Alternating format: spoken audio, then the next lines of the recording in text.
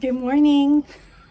Welcome back to my channel. So it is a very rainy day here in Saint-Gilles, but I thought it would be a good opportunity to go learn how wine is made. Let's go check it out. So my husband and I headed into the French countryside. About 20 minutes away from our house is a little area called Brem-sur-Mer. Brem-sur-Mer is known for wine growing, and it has just been given the very prestigious AOC classification for top quality wines. One of the largest and most important vineyards in this area is the St. Nicolas Winery. It's run by Thierry Michon and was started by his father and passed down now to his own sons. Okay, we made it. Let's head inside. The vines grow across 38 hectares, which is about 93 acres. So that's a lot of vines. Terry was showing us on a map exactly where all the vineyards are because they're a little bit spread out. Luckily, Thierry had a 4x4, and this is really the best way to get up close to all of these vines. We also had Charlie from the tourist board joining us, and off we went. All right, so now we are going out to see where it all begins, at the vines. We started our tour through all of the Chardonnay grapevines. Wow. Then we drove up to an area where there was some work being done on the vines in preparation for the harvest that would happen in about 3 weeks. You know what she's doing? What is she doing? She's cleaning all the finishing of the vine. The base of the vines have to be trimmed, especially with all of this rain. Otherwise, mushrooms will grow. If the mushrooms grow, they can then rot the grapes. And 1 year, Terry lost 50% of his grapes due to the mushrooms growing at the base of the vine. But it also allows for easy access to actually pick the grapes, because that work is all done manually. So the quicker the grapes can get picked, the quicker the job gets done. Est-ce que je peux le goûter? Oui, mais attention, c'est très acide. C'est très acide. On est vraiment, on va récolter ça d'ici minimum 15 jours, 3 semaines. Ah d'accord, parce que c'est oui. pas prête. Ah non. No. Okay, I'm going to take the yellow one. Let's see. Okay. Non, c'est sucré. Un peu. C'est pas trop acide. Non, mais beaucoup d'acide, mais c'est parce que le sucre masque l'acidité. Ah. Okay. Okay. Now, I don't think that this is very acidic, but he was saying that it's the sweetness that hides the acidity. Oh, you're pretty good. On aura vu un peu. But he says, not ready yet. Those are a lot sweeter than the ones that are growing on our pergola at home. And the rain has also brought some unwanted guests. Depuis le printemps, des milliers d'escargots dans les vignes, partout. Et ça, c'est un problème? Oui, parce que ça mangeait toutes les feuilles. Après, ça repousse, la preuve, mais c'est une folie. C'était des milliers d'escargots à cause de la pluie. Mais qu'est-ce que vous pouvez faire? Rien. I think winemaking is always very glamorized, but it's really fun. At the end of the day, there's so much agriculture that goes into producing grapes that will ultimately be good enough for making great wine.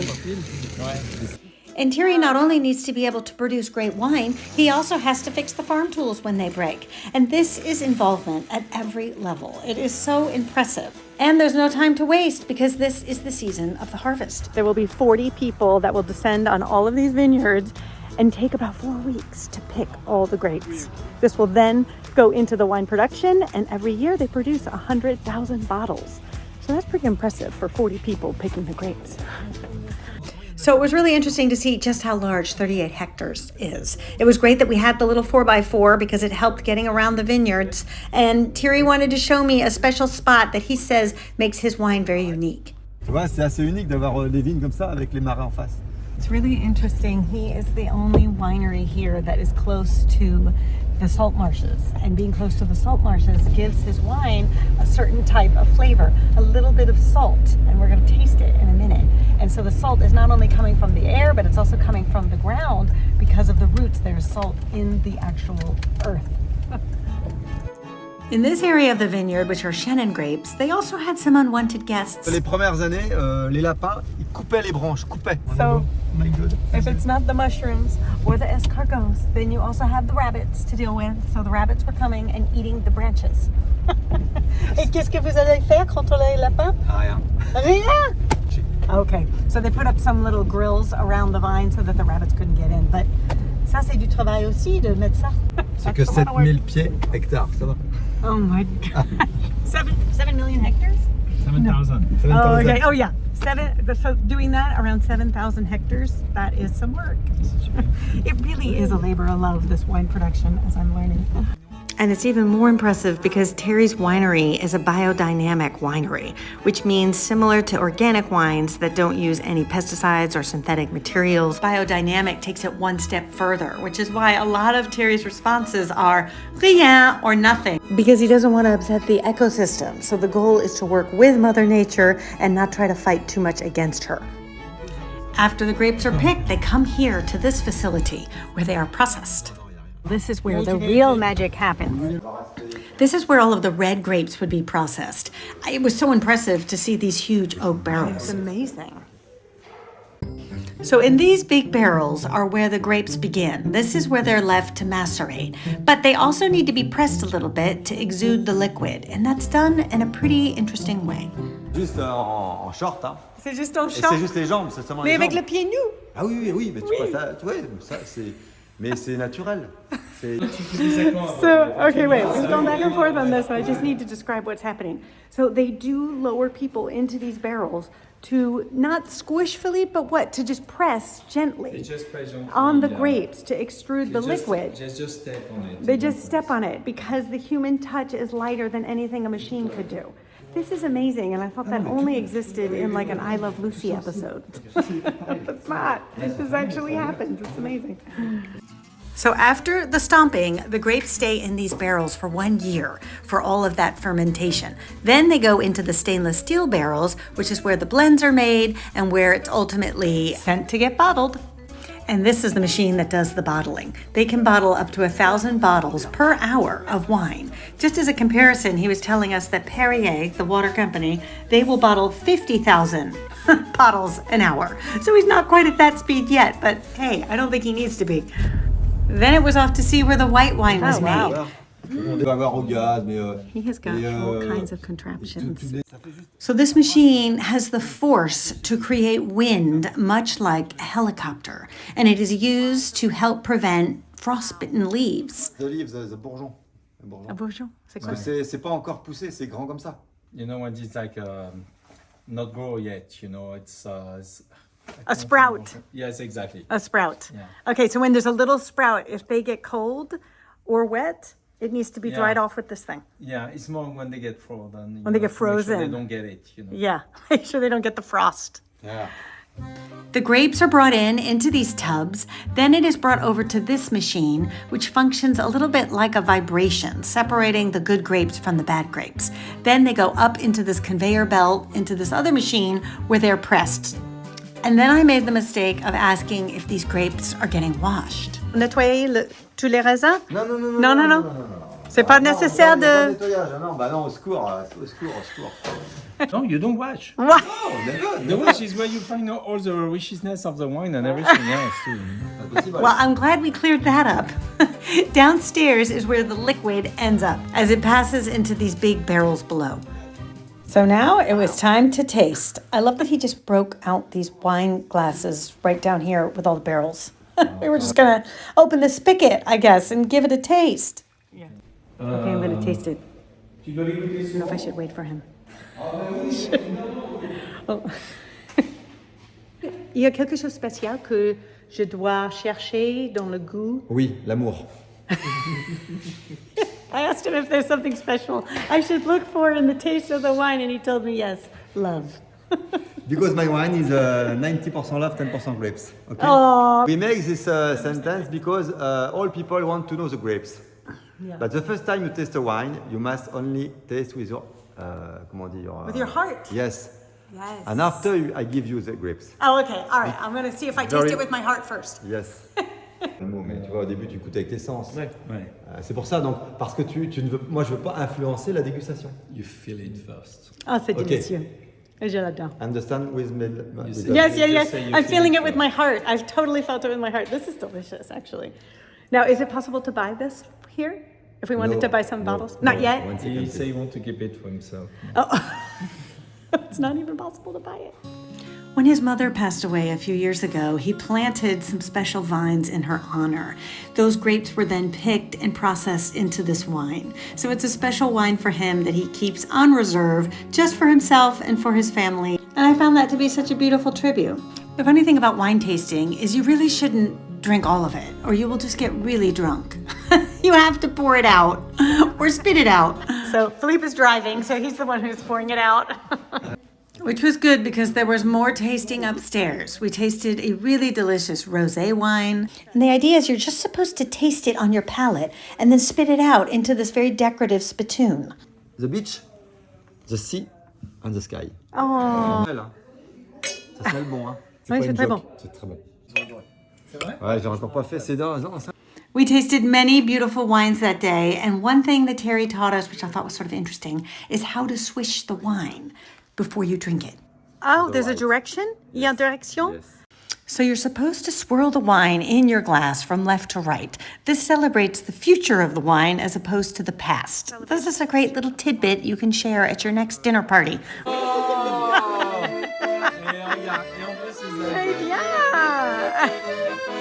This was a really fun surprise at the end of the visit. It's clear that Terry is multi-talented. Of course, we had to buy some wine to take home. I really fell in love with the rosé, and we bought a few other bottles as well. It was such a wonderful afternoon. I really enjoyed meeting Terry and touring this winery. The love and dedication and passion that goes into his wine is just amazing. Okay, well, after all that wine, now we need to have a little sandwich or something to soak it all up with. So we are in a little village here looking for a boulangerie that we can get a little sandwich at before we head to the next winery. Well, we kept driving around from village to village, but we were out of luck. So the bakeries were closed, so we went to the grocery store, and I'm going to make my own sandwich. I got a baguette. I got some ham and some little pavés dauphinois, little cheese. Because these look too good to pass up. And some madeleines. That should hold us. So then we arrived at the next winery, L'Oreille du Sabia, and they were kind enough to let us eat our sandwiches in their back room. And we were greeted by the most adorable dog, Thibaut, who is part of the crew. He is the warmest, sweetest thing. If you ever get to this winery, be sure to ask for him. He's just adorable.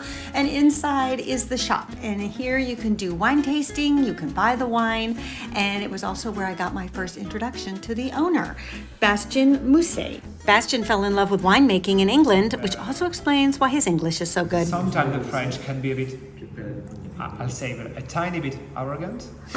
But wine, just a tiny bit. And all the English were very, very, very cool, very casual. They just wanted to share the passion of wine, and I loved it. So I came back in France to study wine, and I did like a bachelor in winemaking and wine growing, and came back here to create my vineyard. That's amazing. Good for you. I'd love to see the cellar. Let's go. Okay.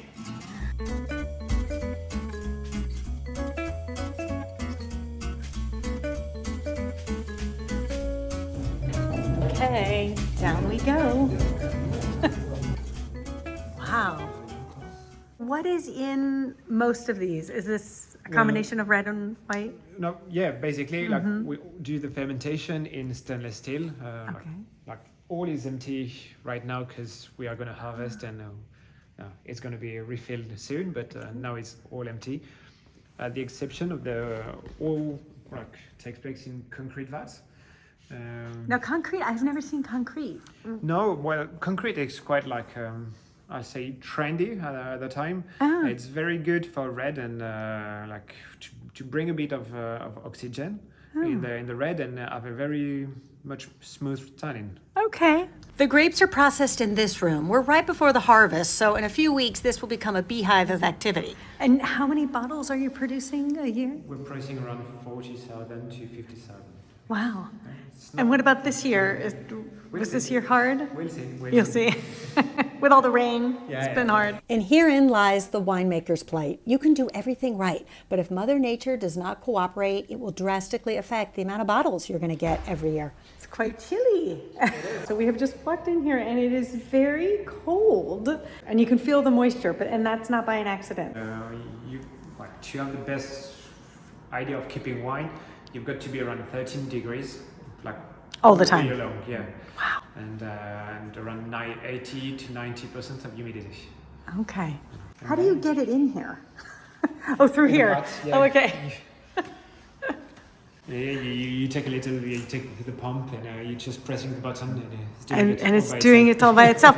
And then, so after it's all ready, then where does it go? And then it goes back in the stainless steel. It goes, and, okay. And then in bottle. And then in bottles.